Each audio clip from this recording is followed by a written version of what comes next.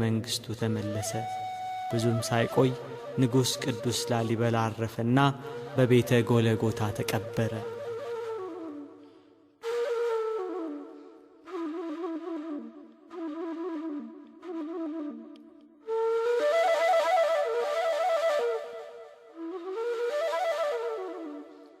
አባታችን ገብረ መንፈስ ቅዱስ ከዕለታት አንድ ቀን ከዝቋላ አምባ ወርዶ ሕዝቡን ሲያስተምር ሰነበተ።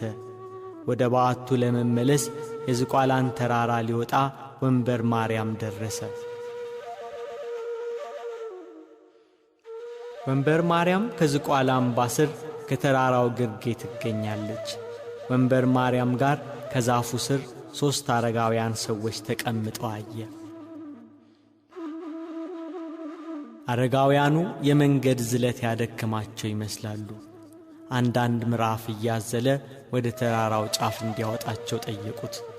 አባታችን ገብረ መንፈስ ቅዱስ በተራ አንደኛውን በጀርባው አዝሎ ጥቂት እንደተጓዘ አንተ የማትበላ የማትጠጣ ሰው ሆይ ደክሞአልና ከዚያ አስቀምጠኝ አለው። ከዚያ አሳርፎት የቀሩትን 2ቱን በየተራ መጣቸው። የሰውነታቸው መዓዛ ልብን ይሰልባል። የመልካቸው ደም ግባት ተመሳሳይነት አይገኝለትም ነበር። በዚህ የተገረመ አባታችን ከወዴት መጣችሁ ብሎ ጠየቃቸው። ደም ግባታቸው የመዓዛቸው ሽታ አካባቢውን አውዶታልና። በሦስትነትና በአንድነት ታዩት። አሁን ሥላሴ እንደተገለጹለት ገባው። ለአባቶች አባት ለአብርሃም በመምሪያ አድባር ዛፍ ስር 1ም 3ም ሆነው እንደተገለጹት ለአባታችን በዝቋላ ተራራ ላይ በአንድነትና በሦስትነት ሥላሴ ታዩት። ወደ ሰማይ አወጡት፣ 7ቱ ሰማያት አደረሱት።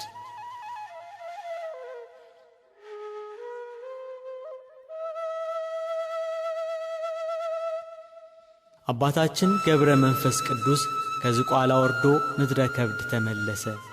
በየሀገራቱ እየተዘዋወረ ለሕዝቡ ወንጌልን እያስተማረ ስለ ኢትዮጵያ ሰዎች እየጸለየ ከሀገር ሀገር ተመላለሰ።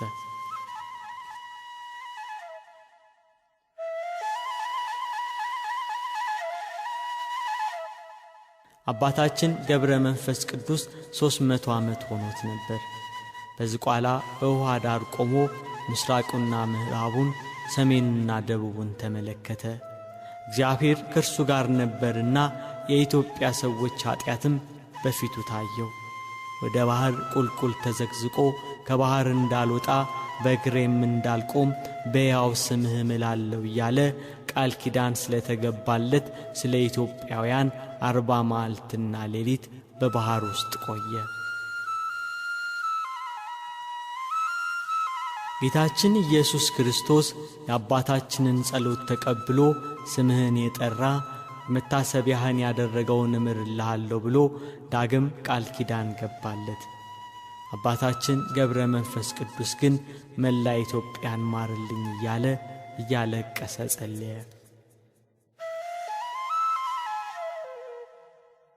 በዚያ ባህር ውስጥ 100 ዓመት ኖረ። ሥጋው አለቀ፣ ደሙም በባህር ውስጥ ፈሰሰ፣ ውሃውም ደም መሰለ።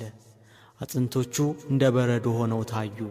አጋንንት በየቀኑ እየመጡ በፍላጻዎቻቸው ይወጉት ነበር። የአባታችንን ጽናት ያየ አምላካችን እግዚአብሔር ወደ ዝቋላ መጥቶ ከባህሩ ዳር ቆመ። ገብረ መንፈስ ቅዱስ ብሎ ተጣራ። ና ከባህሩ ውጣ፣ ኢትዮጵያን ምሬልሃለሁ አለው።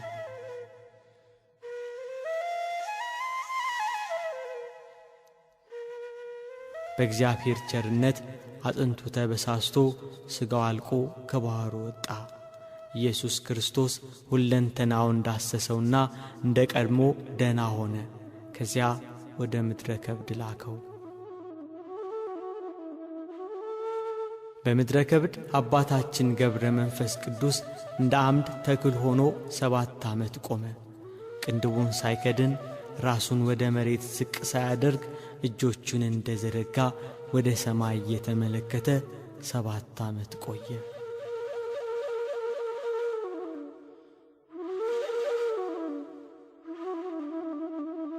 ሰይጣን የአባታችንን ጽናት ሲመለከት በቅናት ተነስቶ በቁራ ተመስሎ ዓይኖቹን አነቆረና ሳወረው።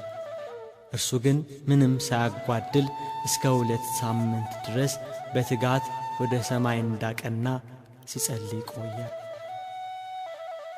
እመቤታችን ቅድስት ድንግል ማርያም ሐምሌ 5 ቀን የብርሃን ዓይን አምጥታ ተከለችለት።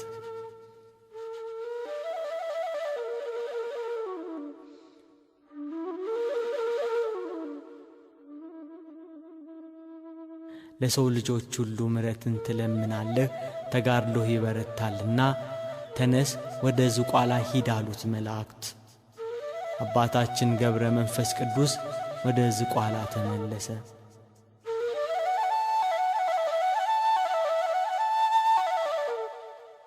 ነቢያትና ሐዋርያት ወገናችን እያሉት መላእክት በክንፎቻቸው አቅፈው እመቤታችን ቅድስት ድንግል ማርያም ወዳጄ እያለችው በመብረቅ ላይ ሆኖ ወደ ዝቋላ ሄደ። ዝቋላ ላይ የአባታችንን ጽድቅ በጎ ሥራውን የሚያደናቅፍበት የአጋንንት ሰራዊት